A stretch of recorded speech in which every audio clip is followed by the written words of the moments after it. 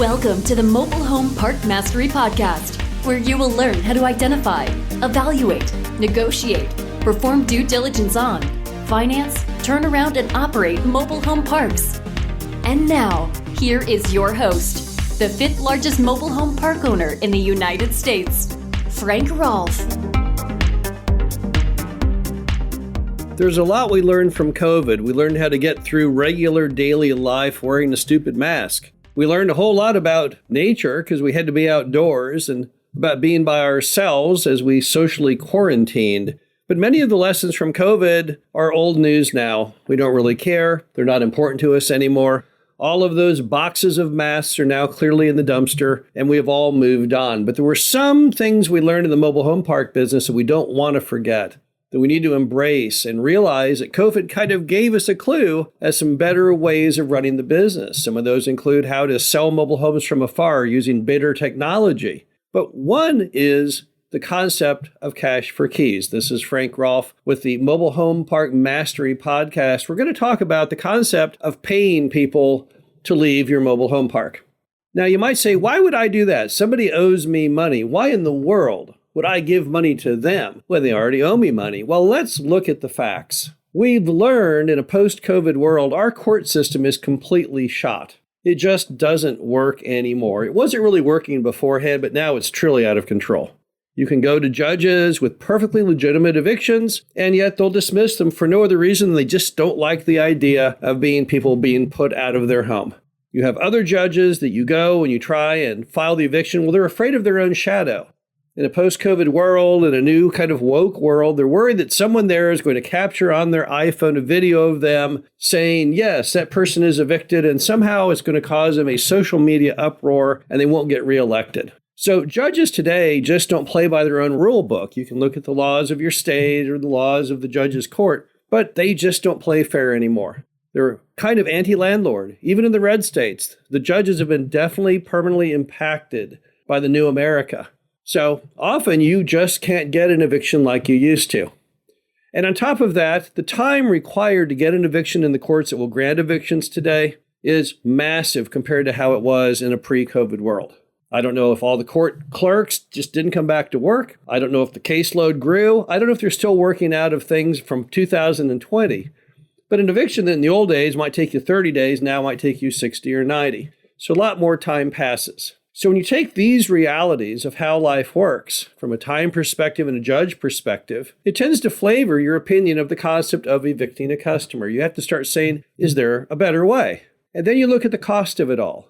To file an eviction, I've got to go ahead and file with the court for the eviction. In many courts today, I have to use an attorney to show up at trial. And even if I use an evictions attorney, it might cost me $500.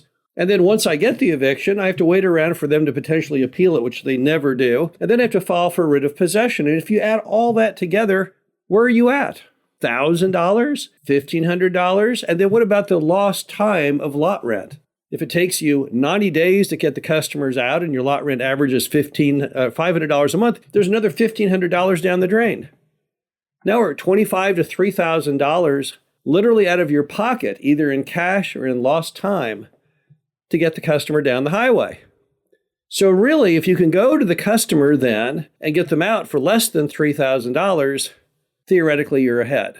Now, when you look at doing cash for keys, most people aren't going to do it for just $1 less than what they're ultimately losing. They obviously want to get it done for the least amount of money they humanly can. And we found that many customers will go ahead and leave the property on a cash for keys arrangement if you give them somewhere between $500 and $1,000. It truly is a win-win for everybody if I go to the customer and say, hey, here's the deal. If you can be out of that home by Monday and give me a bill of sale on the home, any rights you have done, a full release of everything, then I'll give you $1,000. Well, that's $1,000 they weren't going to get otherwise. They were going to hole up in that home till the constable tosses them out. But I'm giving them $1,000 that may get them into some other form of housing they can't afford. Maybe that's the amount they need for a deposit. Maybe a more affordable apartment. Maybe that's $1,000 they need in transportation to get back to go live at grandma's for a while till get their feet back on the ground. But the bottom line is cash for keys is a perfectly good arrangement for both the customer and the mobile home park owner, because it allows you to kind of go around a broken justice system to speed up the process. There's other benefits, such as often the home will come back to you in much better condition because they won't try and damage it as they leave just to show you who's boss. So cash for keys has proven to be a pretty good idea. And back when we had the evictions moratorium during COVID, of course, we had no other option. For the longest time, I don't know, a year to 2 years under the evictions moratorium, you could not evict a customer.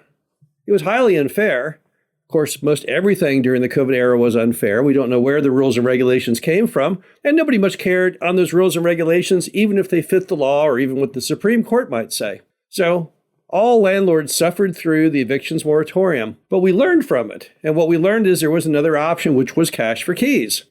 So if cash for keys really does work, which it does, then the next question would be, how do you get it done?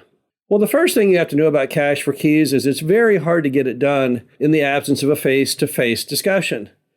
So this is where a good manager comes into play, and the best managers are those with great people skills.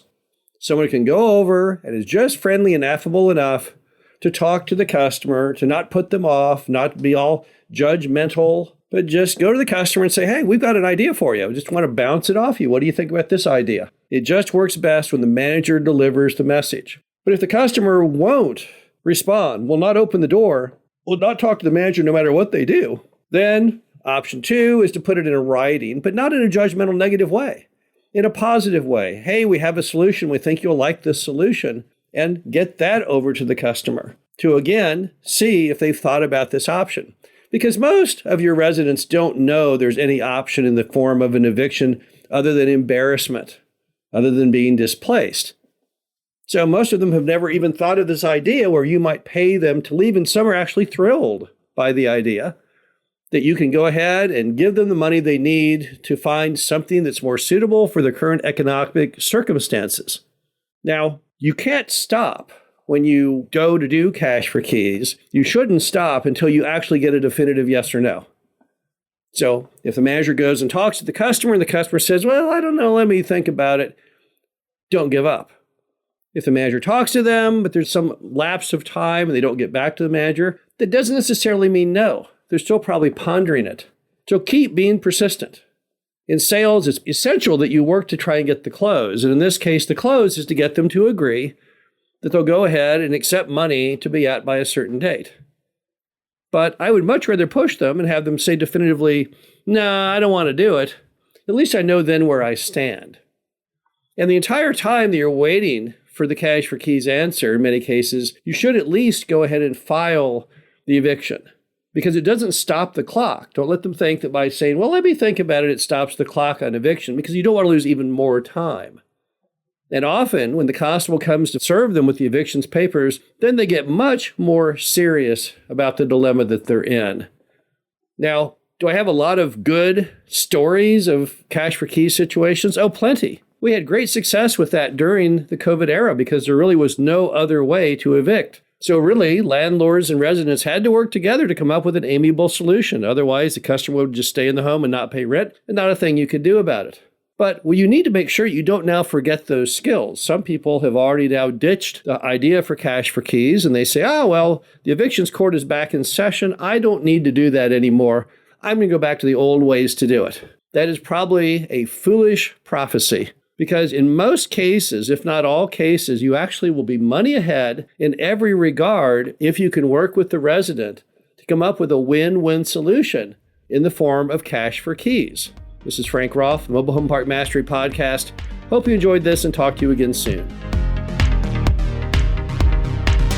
Thank you for listening to the Mobile Home Park Mastery Podcast. Be sure to visit us at mhpmastery.com to subscribe to the show, read our show transcriptions, and access all of our great information on mobile home park investing.